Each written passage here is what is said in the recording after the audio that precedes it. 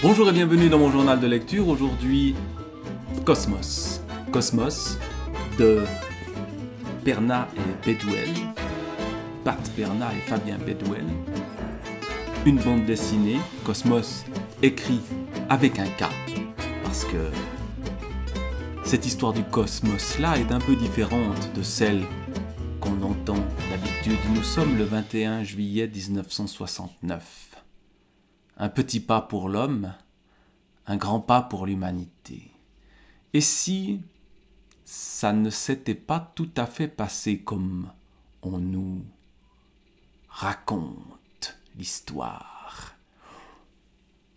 Non pas la théorie du complot habituelle, comme quoi on serait jamais allé sur la Lune et puis on aurait tourné le moment de l'alunissage dans un studio à Hollywood parce que le drapeau flotte alors qu'il n'y a pas de vent. Enfin, vous avez sans doute entendu toutes ces élucubrations qui sont assez simples finalement à démonter. Non. Et si les Américains n'étaient pas les premiers à être arrivés sur la Lune? 1969, c'est la guerre froide. Et l'ennemi, les soviétiques. Si c'était eux. Et puis si ce premier homme sur la Lune n'était pas un homme, mais une femme. Voilà ce qu'explore cette bande dessinée. Bande dessinée au dessin sobre et précis, beaucoup de noir et l'immensité de l'univers, mais aussi les hommes dans les centres de contrôle, les surfaces lunaires qui apparaissent, et puis, surtout, tout d'un coup, alors qu'on a l'image connue, Neil Armstrong, le fameux drapeau qui a tant fait débat, et tout d'un coup, Cosmos, ce n'est plus le même drapeau. Que s'est-il passé? Que nous cache-t-on? Et donc ensuite on va des discours de grands personnages, des experts, Charlie Duke, qui est Capcom Capsule Communicator du MOCR, Mission Operation Control Room de Houston.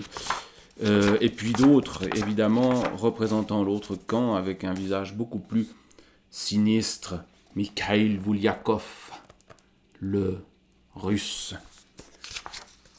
Et donc, cette bande dessinée imagine l'arrivée des soviétiques sur la Lune juste avant les Américains et nous montre comment techniquement ça aurait pu se passer, mais aussi les conflits à l'intérieur de l'équipage de cette navette soviétique, et puis au fond l'échec pour en tout cas l'un de ces astronautes ou cosmonautes, ou spationautes, je ne sais plus dans quel pays on emploie quel terme, mais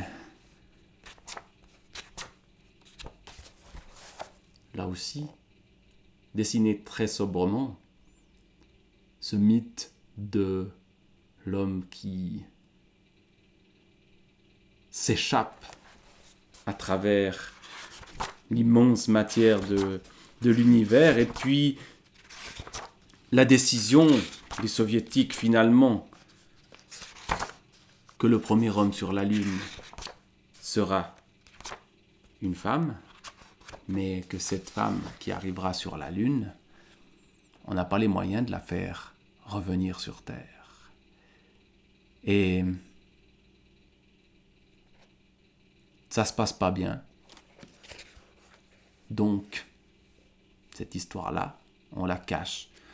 Et au fond, historiquement, cacher des histoires quand elles ne correspondent pas à ce que l'on veut en faire au niveau de la propagande, ça n'est pas si rare que ça dans un pays comme l'URSS.